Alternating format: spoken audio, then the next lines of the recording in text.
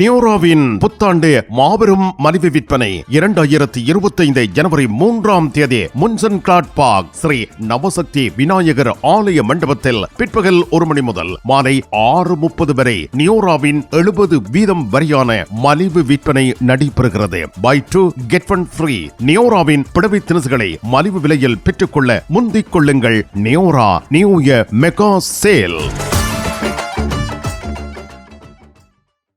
தமிழ் காட்சி ஊடகத்திற்கு நீங்கள் வழங்கி வருகின்ற உங்களுடைய பேராதரவுக்கு எங்களுடைய மனமார்ந்த நன்றியை தெரிவித்துக் கொள்கின்றோம். தொடர்ச்சியாக இணைந்து வருகின்ற உங்களுக்கு என்றென்றும் நன்றி. இதுவரையில் சப்ஸ்கிரைப் செய்யாது இருப்பவர்கள் தயவு செய்து சப்ஸ்கிரைப் செய்து கொள்ளுங்கள். உங்கள் ஆதரவுக்கு மீண்டும் மீண்டும் நன்றி.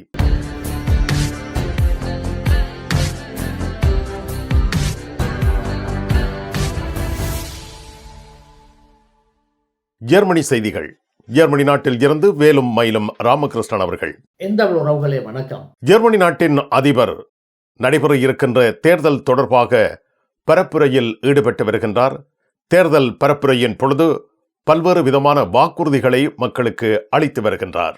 ஜெர்மனியின் தற்போதைய அதிபர் ஓலாஃப் ஷோல்ஸ் அவர்கள் தமது கட்சியானது 2025 பிப்ரவரி மாதம் பதவிக்கு வருமானால் மிண்டஸ்லோன் என்று சொல்லப்படுகின்ற குறைந்த மனத்தியாலத்துக்கு வழங்கப்படுகின்ற ஊதியமானது 15 யூரோவாக தான் உயர்த்தப் போவதாக கூறியிருக்கின்றது. அதாவது வருகின்ற ஜனவரி மாதம் இதில் சிறிதளவு உயர்வு ஏற்பட்டாலும் தான் பதவிக்கு வந்தால் இவ்வாறான உயர்வு ஒன்றை ஏற்படுத்தப் போவதாக கூறியிருக்கின்றார்.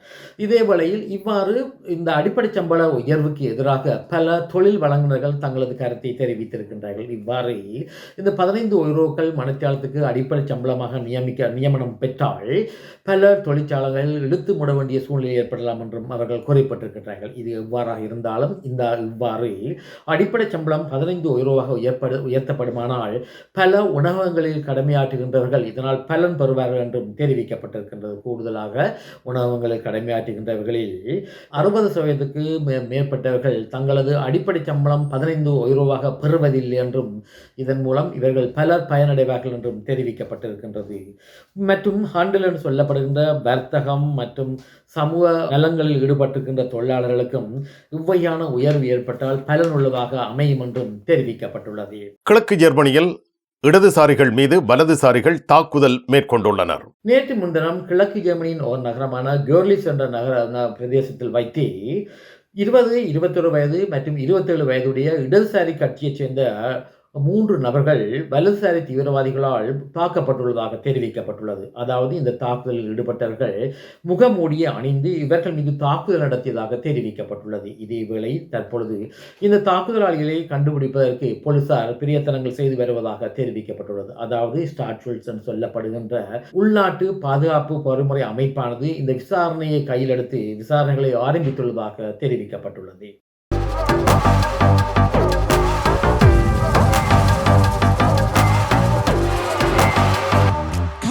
கருப்பாயி நீ எடுத்ததென்ன Karuppayi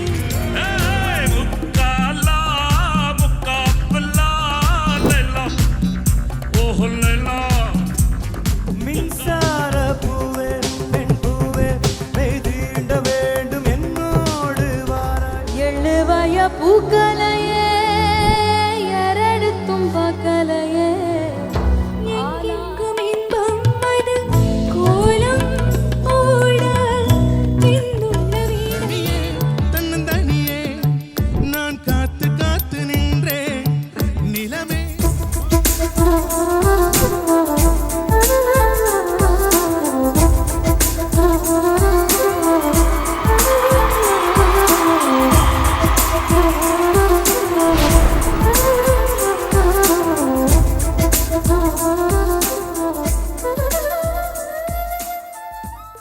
டோட்முண்டில் Rajamuthirai SK Silks Paradise. உங்களுக்கு பிடித்தமான ஆடைகள் அனைத்தும் மாபெரும் மலிவு விற்பனை. ஒவ்வொரு சனிக்கிழமையும் அதிவிசேட மலிவு விற்பனை. விஜயம் செய்யுங்கள் SK Silks Paradise Dortmund. Germany நாட்டில் பணிபுரிகின்றவர்கள் சுகையின விடுமுறையை பெறுவது தற்பொழுது அதிகரித்து வருகின்றது. ஜெர்மனியில் தொழில் புரிகின்றவர்கள் சுகையினம் காரணமாக தொழிலுக்கு செல்லாமல் விடுகின்றது உயர்ந்து வருவதாக புள்ளிவிவரம் ஒன்றில் தெரிவிக்கப்பட்டுள்ளது. அதாவது கடந்த தை மாதத்திற்கு நவம்பர் கார்த்திகை மாதத்திற்கும் இடையில் ஒரு தொழில் புரிகின்றவர் சராசரியாக 17.7 நாட்கள் சுவையினம் காரணமாக தமது வேலைக்கு செல்லவில்லை என்று ஒரு புள்ளிவிவரத்தில் தெரிவிக்கப்பட்டுள்ளது. இதே வேளையில் கடந்த 2023, 2020 ஆண்டுகளில் இந்த தொகையானது சராசரியாக வருடம் ஒன்றுக்கு 17.4 நாட்களாக அமைந்ததாக தெரிவிக்கப்பட்டுள்ளது. 2021 ஆண்டு இந்த சராசரி தொகையானது 13.2 நாட்களாகவும் 2019 இந்த சராசரி நாட்களானது 14.1 நாட்களாக இருந்ததாகவும் தெரிவிக்கப்பட்டுள்ளது. இதில் முதன்மையாக காய்ச்சல் மற்றும் சளி போன்ற வருத்தங்களால் பாதிக்கப்பட்டவர்கள் இவ்வாறு தொழிலுக்கு செல்லவில்லை என்றும், அடுத்த கட்டமாக மன உளைச்சலில் உள்ளவர்களும் இவ்வாறு தொழிலுக்கு செல்லவில்லை என்றும் தெரிவிக்கப்பட்டுள்ளது. ஜெர்மனி நாட்டில் புகழ்பெற்ற வங்கி ஒன்றில் இருந்த பணப்பெட்டகங்கள் கொள்ளையிடப்பட்டுள்ளன. வட மாநிலமான ஹம்போக்கில் உள்ள லியூபெக் என்ற பிரதேசத்தில் அமைந்திருக்கின்ற டொச்ச பாங்க் என்று சொல்லப்படுகின்ற அந்த வங்கியினுடைய பணப்பெட்டகங்கள் சூறையாடப்பட்டுள்ளதாக தெரிய வந்திருக்கின்றது. அதாவது 2500க்கும் மேற்பட்ட ஷ்லீஸ்பகன் சொல்லப்படுகின்ற பணப்பெட்டகங்கள் இந்த வங்கியில் இருந்ததாகவும், இதே வேளையில் இந்த வங்கிக்குள் மறைமுகமான முறையில் உள்நுழைந்த திருடர்கள் 200க்கும் மேற்பட்ட பணப்பெட்டகத்தில் உள்ள பெறுமதியான பொருட்களை சூறையாடியுள்ளதாக தெரிவிக்கப்பட்டுள்ளது. இந்த சம்பவமானது கடந்த வெள்ளிக்கிழமைக்கும் ஞாயிற்றுக்கிழமைக்கும் இடையில் நடைபெற்றதாகவும், இதே வேளையில் இந்த திருட்டு சம்பவங்களில் ஈடுபட்டவர்கள் மோசடியான ரீதியில் அலாமை தொழில்படாமல் அவர்கள் செய்ததாக தெரிவிக்கப்பட்டிருக்கின்றது. இதே வேளையில் தற்பொழுது போலீசார் இது சம்பந்தமான விசாரணைகளை முடக்கிவிட்டுள்ளதாக தெரிவிக்கப்பட்டுள்ளது. கடந்த வருடங்களும் இதுபோன்ற சில சம்பவங்கள் ஜெர்மனியின் வங்கிகளில் நடைபெற்றிருக்கின்றது. இதே வேளையில் இந்த விடயத்தில் ரசிகர்கள் சொல்லப்படுகின்ற காப்புறுதி அமைப்பானது எவ்வாறு செயற்படும் என்றும் சில பத்திரிகைகளில் செய்திகள் தெரிவிக்கப்பட்டிருக்கின்றது. அதாவது இவ்வாறு பணப்பெட்டகங்களிலிருந்து பணங்கள் சூறையாடப்படும் பொழுது குறிப்பிடப்பட்ட தொகைக்கு உரிமையாளர்கள் காப்புறுதி செய்திருந்தால் வங்கியானது இதற்குரிய பணத்தை வழங்கும் என்றும் இந்த செய்தியை வெளியிட்ட பத்திரிகையானது தனது செய்தியில் தெரிவித்திருக்கின்றது. இதே வேளையில் இந்த விடயத்தில் லியூபெக் போலீசார் பொதுமக்களுடைய உதவியை நாடி நிற்பதாகவும், இந்த விடயம் சம்பந்தமான தகவலை கொடுப்பதற்கு போலீசார் விசேட தொலைபேசி இலக்கம் ஒன்றை தெரிவித்துள்ளதாக தெரிவிக்கப்பட்டுள்ளது. அதாவது 045113122222 என்ற தொலைபேசி இலக்கத்தையும் இந்த பத்திரிகை செய்தியை வெளியிட்ட பத்திரிகையானது தெரிவித்திருக்கின்றது. ஜெர்மனி டோட்மொண்டில் KKL டெக்ஸ்டைலியன் தமது 8வது ஆண்டு நிறைவை வாடிக்கையாளர்களை மகிழ்வித்து கொண்டாடுகின்றார்கள். ஜனவரி 10, 11 தேதிகளில் அனைத்து புடவை தினஸ்களும் 20% முதல் 50% வரை விசேட விலை கழிவில் வழங்கப்பட உள்ளன. 150 யூரோவுக்கு மேல் பெறுமதியான பட்டுச்சேலை கொள்முதல் செய்யும் ஒவ்வொருவருக்கும் பிரீமியர் மிக்சர் கிரைண்டர் அன்பளிப்பாக வழங்கப்பட உள்ளது. முந்திக் கொள்ளுங்கள். KKL டெக்ஸ்டைலியன், ரைனிஜ் ஸ்ட்ராசா 56, டோட்மொண்ட். இனி உலகச் செய்திகள்.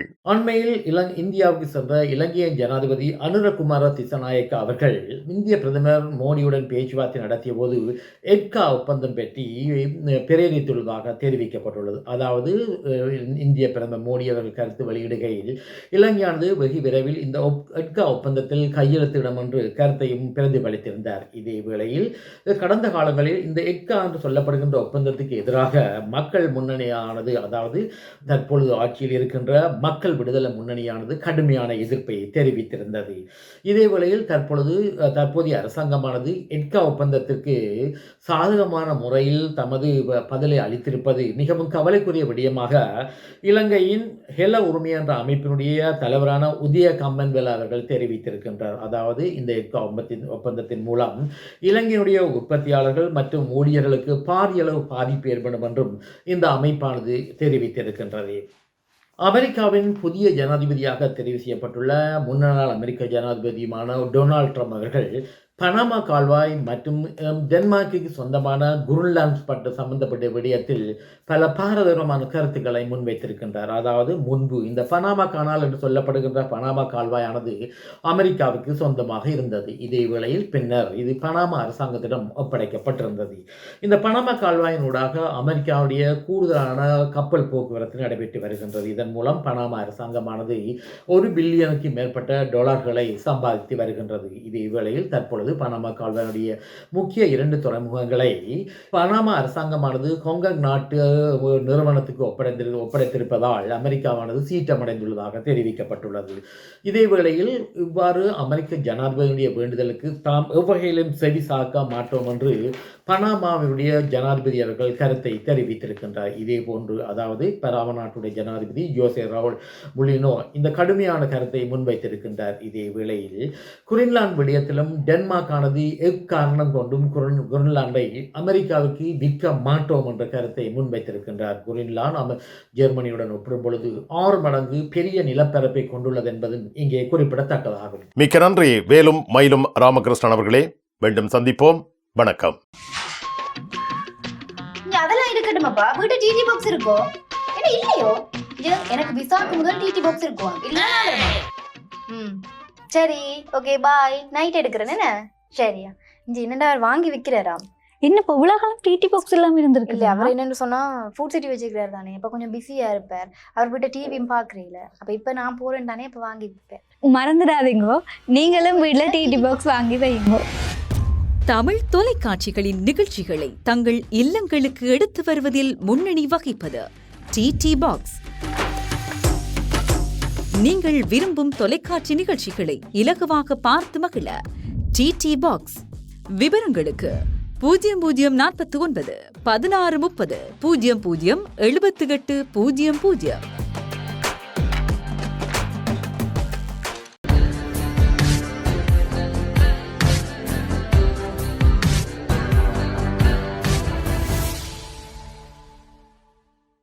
ஜெர்மனியில் உங்கள் நண்பன் கோபரா ஞானம். நாகரிக நங்கிற்கும் ஆடவருக்கும் ஏற்ற நவீன ரக புடவைகளை ஜெர்மனியில் நாள்தோறும் அறிமுகம் செய்யும் கோபரா ஞானம் ஸ்தாபனத்தில் தரமான ஆடை திணுசுகளை எப்பொழுதும் மலிவு விலைகளில் பெற்றுக் கொள்ளலாம் என்பதை மறந்து விடாதீர்கள். கோபரா ஞானம் டாட்மண்ட்.